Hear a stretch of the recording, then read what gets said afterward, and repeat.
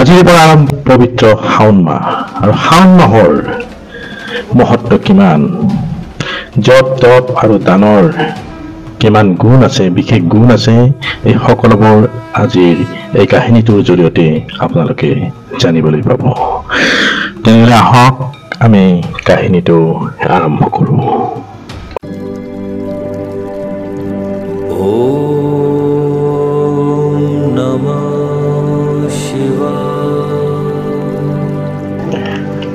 বহু বছৰ আগৰ কথা।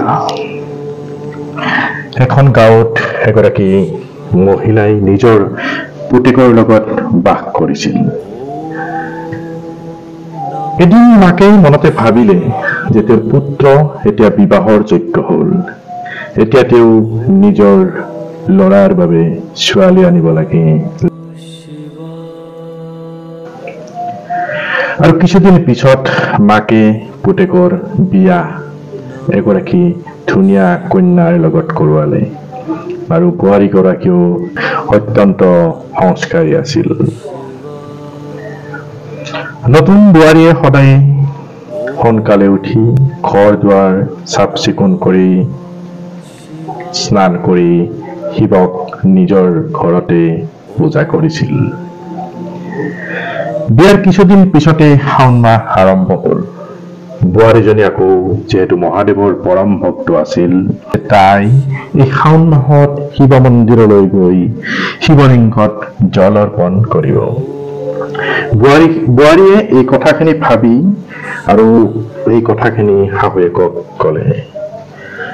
শাওণৰ মাহ আৰম্ভ হ'ল মা, আৰু মই শিৱ মন্দিৰলৈ গৈ মহাদেৱৰ পূজা অৰ্চনা কৰিব বিচাৰিছো।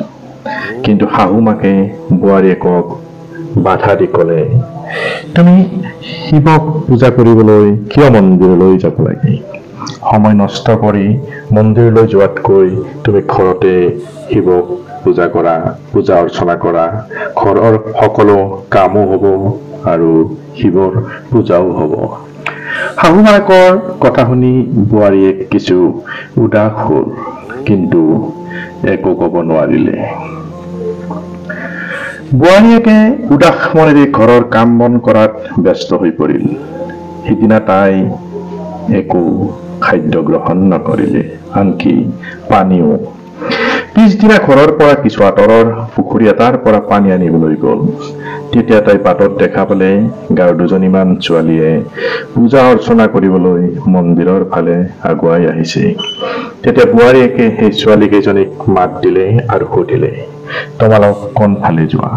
তেতিয়া সেই ছোৱালী কেইজনীয়ে ক'লে, নবৌ, শাওণ মাহ আৰম্ভ হ'ল নহয়, আমি মহাদেৱক পূজা কৰিবলৈ মন্দিৰলৈ যাওঁ। গাঁৱৰ ছোৱালী কেইজনীৰ কথা শুনি বোৱাৰীজনী আকৌ উদাস হৈ পৰিল। নবৌয়েকক এনেদৰে মন মাৰি দিয়াৰ বাবে গাঁৱৰ ছোৱালী কেইজনীয়ে সুধিলে, কি হ'ল নবৌ, আপুনি এনেদৰে কিয় উদাস হৈ পৰিল? তেতিয়া বোৱাৰীয়েকে ক'লে, ভগৱান শিৱ মোৰ আৰাধ্য দেৱতা, কিন্তু মোৰ শাহু মায়ে মোক পূজা অৰ্চনা কৰিবলৈ মন্দিৰলৈ যাবলৈ মানা কৰিছে।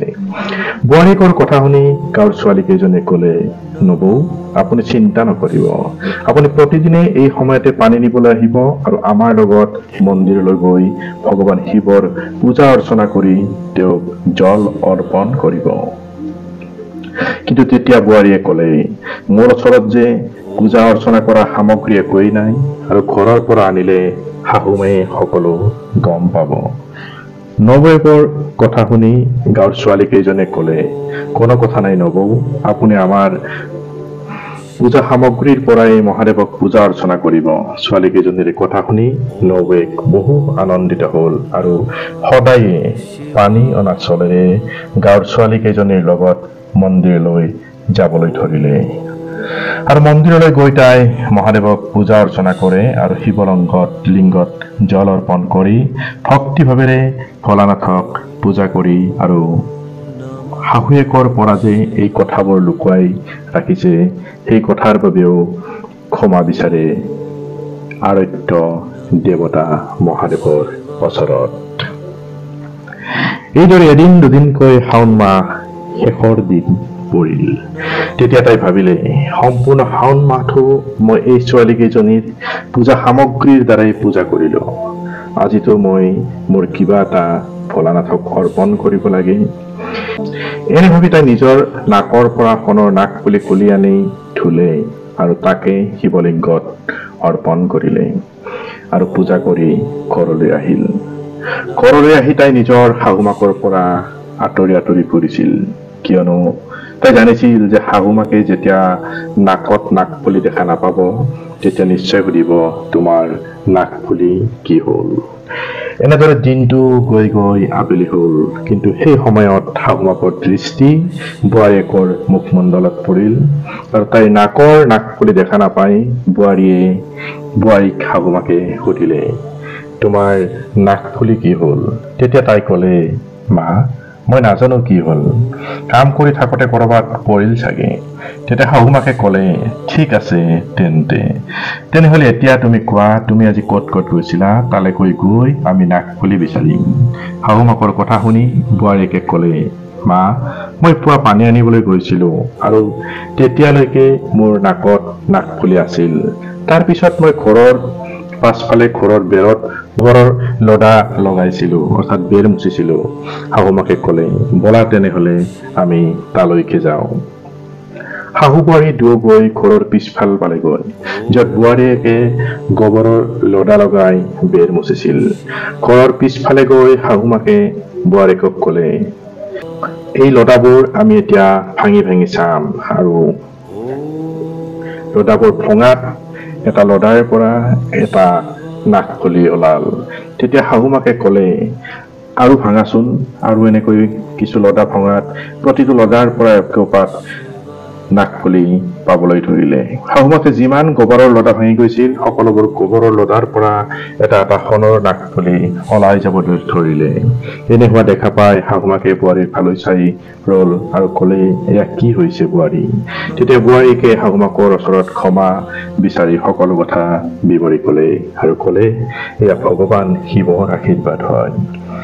আজি শাওণ মাহ শেষ হোৱাত মই তেওঁক মোৰ নাকফুলি অৰ্পণ কৰিছিলোঁ আৰু মহাদেৱে মোৰ এই প্ৰাৰ্থনাত হয়তো ইমানেই সন্তুষ্ট হৈছিল যে মোৰ নাকফুলিৰ লগতে আৰু বহু নাকফুলি উভতাই দিলে। বোৱাৰীয়েকৰ কথা শুনি শাহুমা সুখী হৈ পৰিল আৰু ক'লে, শাওণ মাহৰ স্নান, জপ, তপ আৰু দানৰ ইমান মহত্ব আছে, তেতিয়াহ'লে আমি অহা বছৰলৈ দুয়ো মিলিজুলি শিৱলিংগত জল অৰ্পণ কৰিম আৰু পূজা অৰ্চনা কৰিম। পুনৰ শাওণ মাহ অহাত শাহু বোৱাৰীয়ে মিলি শাওণ মাহৰ যি নিয়ম আছে সেই নিয়ম অনুসৰি স্নান কৰি পূজা পাঠ জপ তপ কৰিলে। তেতিয়া তেওঁলোকৰ ভোলানাথৰ কৃপাত বয়সীয়াল মাকৰ ঘৰত ধন আৰু ধানেৰে উপচি পৰিল আৰু তেওঁলোকৰ ল'ৰা বোৱাৰীৰ এটি সুন্দৰ পুত্ৰ সন্তানৰো জন্ম হ'ল। হে ভোলানাথ, যেনে কৃপা শাহু বোৱাৰীৰ ওপৰত কৰিলা, তেনেদৰে শাওণ মাহৰ এই গুণ গোৱা জনৰ ওপৰতো কৰিব আৰু এই কথা শুনাজনৰ ওপৰতো কৃপা কৰিবা। বন্ধুসকল, আপোনালোকে শাওণ মাহত শিৱৰ মহিমা কেনেকুৱা, অৰ্থাৎ শাওণ মাহৰ ব্ৰতৰ কথা শুনি কেনে পালে জনাবলৈ নাপাহৰিব। আৰু আপোনালোকে যদি মোক ইউটিউবত চাই আছে তেনেহ'লে চেনেলটো ছাবস্ক্ৰাইব কৰি দিবলৈ নাপাহৰিব, আৰু যদি ফেচবুক একাউণ্টত চাই আছে মোক ফ'ল' কৰি থ'ব। এনেকুৱা আৰু অধিক কাহিনীৰ সৈতে আহি আছোঁ অতি সোনকালে। লগতে এইটো জনাই থওঁ যে এই কাহিনীসমূহ বিভিন্ন গ্ৰন্থ তথা ইণ্টাৰনেটৰ মাধ্যমৰ পৰা সংগ্ৰহ কৰা হৈছে। যদি ইয়াত কিবা আপোনালোকে ভুল ভ্ৰান্তি দেখে, আঙুলিয়াই দি কৃতাৰ্থ কৰে যেন। ভগৱানে আপোনাৰ মংগল কৰক, শিৱই আপোনাৰ মংগল কৰক। ধন্যবাদ।